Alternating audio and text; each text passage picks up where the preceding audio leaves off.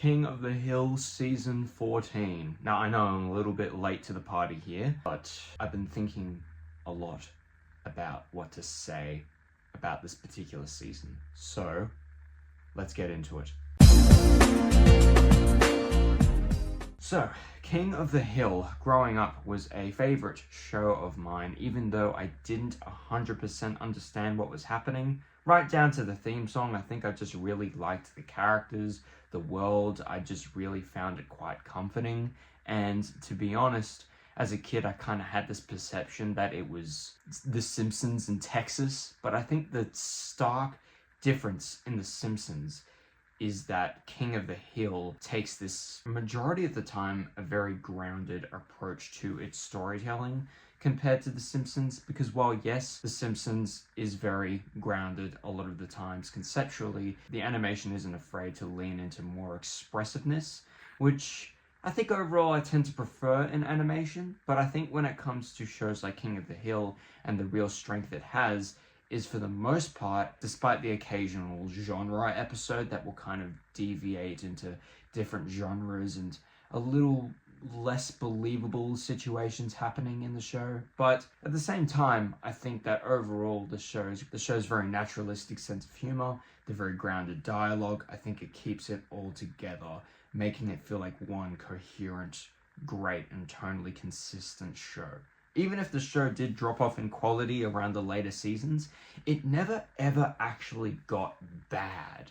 And so a season 14 of King of the Hill, believe it or not, I was not very nervous at all. I just had a good feeling about this season. And lo and behold, season 14 of King of the Hill is not only a great season of King of the Hill, it is also one of the best animated revivals we've had in quite some time. So right off the bat, I want to talk about the absolute best creative decision that this show made, to not only have a crazy time skip, but to also change the format of the show. Now, the show had always had something of an overarching narrative at times. Events were never ignored or retconned. Whenever something would change in King of the Hill, it would often change for good. And that was something that I absolutely respected about the show. But not only do they continue that here, but the show's timeline is looking a lot more tight. So the episodes are pretty much set next to each other one by one. And honestly, I absolutely love this approach. It does kind of mean that the characters will age more and more and more as the seasons progress. After all, we are getting seasons 16 and 17, which is amazing. But at the same time, I think what this show has that a lot of other shows don't, like King of the Hill, is the creative freedom to age its characters. And I'll explain this. So basically, The Simpsons is obviously probably the most well-known cartoon of the modern age at this point, and thus I think it has the most pressure out of any cartoon to keep its characters as familiar as possible. So for example, they can't just age Bart. We already get to see older Bart in the future episodes anyways, but they keep the characters the same age. Keeping the status quo means that they can keep the show going as long as they can while retaining that commercial value. So keeping the continuity the exact same means that your favorite comfort show about the weird family in Springfield remain the same at all times without change. And it's same with Family Guy and South Park, but South Park still does have an ongoing narrative, which I do highly respect. But I think the thing that King of the Hill has is that kind of quality where you can say, yes, it is one of the best cartoons in adult animation, but at the same time, it doesn't have as much of that brand recognition that The Simpsons has. So King of the Hill wasn't afraid to change things up and to have more of an ongoing plot happening. And I think in this situation, it's a wonderful thing that King of the Hill is what it is. Because Bobby Hill, Hank, Peggy, and all the beloved characters not only change in terms of age and looks, but their personalities, you can sense that there is a little bit of a shift. And I think Bobby is probably the greatest example of this. We'll get into Bobby for a second, because he was probably my favorite aspect of this entire season. I don't want to reveal too much about what happens, even though it is introductory. I do want you guys to kind of go in as fresh as possible. Peggy and Hank have to adjust to a new version of the environment that they raised Bobby in. They have to kind of adjust to the new world. They kind of have to be accepting of the various changes that have happened in our society since the previous run of King of the Hill. And the thing is, huge respect to the show, because this is a theme that is ongoing throughout this season. It's not just a one-time thing. Hank doesn't just learn to be more accepting of the changes in our society. There are multiple situations that happen throughout the season that actually get him to kind of realize how things have changed and how he can adapt to those changes. It's a slow burn. It's not just something that happens quick. This is something the show has always been really good at, is character arcs. The show's character arcs have always been so incredibly naturalistic. I think the only show that has been more naturalistic in terms of character arcs is Adventure Time, but, you know, obviously two completely different shows. But anyways, this is what I absolutely love about King of the Hill, is that Hank Hill is never perfect. He's never perfectly accepting of the world around him. He still has his conservative values. He still believes in the things that he believes in. And even by the end of the original run, I'm not entirely sure that he completely understands the people around him, and that includes Bobby and Peggy. But he accepts them. He loves them. They're his family. He accepts their differences, even though he doesn't 100% agree with them. And the great thing about Hank Hill is, like any person, he tends to make a lot of mistakes due to the fact that he has different values to the people around him. And again, that really shows in this season. Hank is not painted as a perfect person. He's still holding on to various beliefs that he has. And that is a wonderful thing, because it not only creates the conflict in a lot of the episodes, but it also creates interpersonal conflict between Hank, Peggy, Bobby. The family situation is not perfect. They're having to adjust to the fact that Bobby's older. I want to just talk about Peggy real quick. Now, this is one thing I do think about this season, is that we could have had more Peggy. I would have loved more Peggy. Personally, I've always loved Peggy. I've always found her to be so endearing and funny. Yes, at times a bit insufferable with how childish she can be in terms of her ego, but at the same time, I think overall it adds to her charm as a character. She has a lot of it. And I've always loved Peggy Hill. But I think Peggy Hill in this season, she seems a lot more reserved, a lot more chill. I would have liked to see her more. And I think that seasons 16 and 17 will hopefully give us more Peggy adventures, because a lot of her journeys throughout the show are pretty inspiring and genuinely captivating. And so I think having more Peggy would be more interesting. I want to see who Peggy is now, because to be honest, I can't really comment on her character as much as I could Hank, Bobby, or even Connie or Joseph, for that matter. Maybe not Joseph, but I think I would have preferred seeing more Peggy throughout this season. But that being said, I do like the fact that we do see that there still is a little bit of pettiness, because she does love her family very much, and the shift in terms of the dynamic between Bobby, Hank, and Peggy clearly does have an impact on her. Seeing her son grow up to become this very independent person is very intimidating for her, because she's facing the idea of potentially losing him in a sense. That was incredibly well captured in one of the season's episodes. But that being said, again, could have been done better. So anyways, let's get on to Bobby. Bobby is now officially my favorite character of King of the Hill. It was always kind of, for me, I think, even though this is a very basic answer, I really enjoyed Hank the most throughout the original show, but I think Bobby has slightly overtaken him in this season. And it's because of the fact that he happens to have maybe the strongest character arc in this season. I am Bobby's age. He is 21. Watching him be a 21-year-old interact with people as a 21-year-old does, and assume all these responsibilities is so refreshing. Seeing him own a restaurant chain instead of being a stand-up comedian as he always talked about in the original show. Now that was a legitimately interesting change. But not only was it an interesting change, but it also looks at how, as we get older, our interests and our life paths begin to shift, and we begin to see different futures for ourselves. And seeing Bobby still navigating the future for himself is genuinely such a legitimately interesting and captivating experience.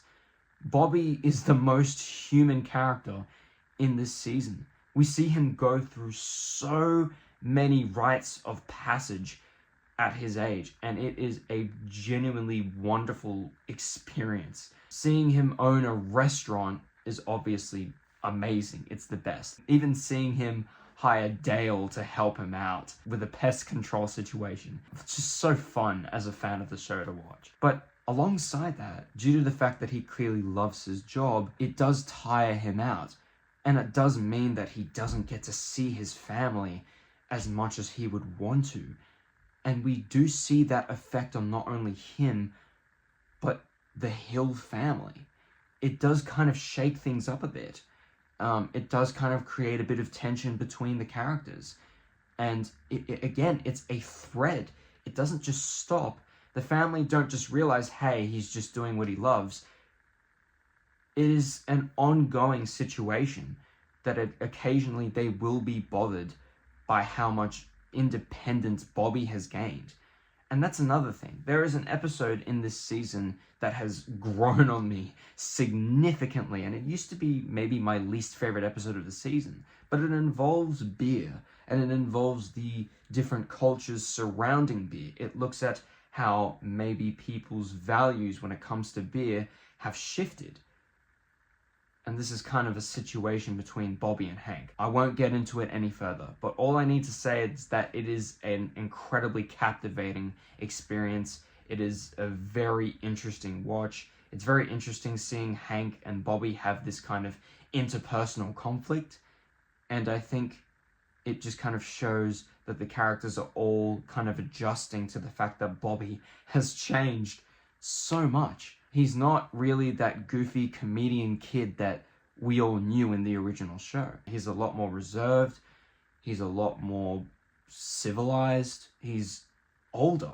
He's mature. And he's a very responsible person. Seeing him assume that role was kind of jarring, but it made so much sense. Seeing him having all these incredibly specific experiences was so relatable, but also just made for a better, more advanced, and more mature season of King of the Hill. I've always liked Bobby. He's a great character, but there were moments that he just got on my nerves a bit. But I think back in the day, he was a lot more, he was just this very impressionable kid. Whatever adult kind of influenced him, he would end up taking on their beliefs, as we would see with Hank, as we would see with John Redcorn, as we would see with Cotton. Most alarmingly, Cotton had a bit of a negative impact on Bobby in one particular episode. But now he's just someone who's gained just complete independence. He's in the part of his journey where he's not influenced easily by others. He makes a lot of his own decisions, and you kind of just watch him in awe, just being like, wow, I can't believe this is Bobby. But it just makes so much sense. And in a sense, it is kind of bittersweet, but it's a quality that you get used to. Seeing how Bobby and Connie kind of react to the show's time skip is so compelling and so raw and heartfelt and so real. I just can't stress about this show. It feels more real than it's ever felt. Even though the show would tend to lean into absurdity sometimes, and sometimes to its detriment, this time, the absurdity is so well mixed with the grounded realism of the show. It's just such an incredible watch. Every episode felt so rewarding. They had to cut down the season to 10 episodes, but they made use of those 10 episodes. That was never once a filler episode or an episode that was unimportant whatsoever. Every episode was important for the characters' arcs, and honestly, it just felt so rewarding as a fan. Now, I do need to get into a couple of cons, one of which isn't even a con on my behalf. One of the things that this season I'm not a huge fan of is the background designs, unfortunately. Personally, I kind of prefer the old ones. I think they gave that very warm, homey kind of atmospheric feeling. And even as we reached seasons 12 to 13, the backgrounds were imperfect, but that was what made it so realistic. And the line work was fantastic as well. The colors looked great. And not to say the colors of this season don't look great, they do look absolutely wonderful. But when it comes to the line work, it looks like someone just used a ruler to map out the background designs for this season. It takes away that human look, and that was kind of a bit weird to look at. I don't like it. I don't really think a cartoon should strive for perfection when it comes to line work. I think you should just rely on that human aspect because it's way more aesthetically pleasing. Some of the backgrounds in this season stood out like a sore thumb. The coloring was fine, but specifically my problem was the line work. It just looked way too straight. It could have been a little bit bumpier. Another thing, one big elephant in the room is the animation. The animation has changed so drastically. Like, you've gone from complete hand-drawn animation to essentially BoJack and Rick and Morty's puppeteering animation techniques. And it looks weird, but you do get used to it. And personally, I actually think that this was a good change.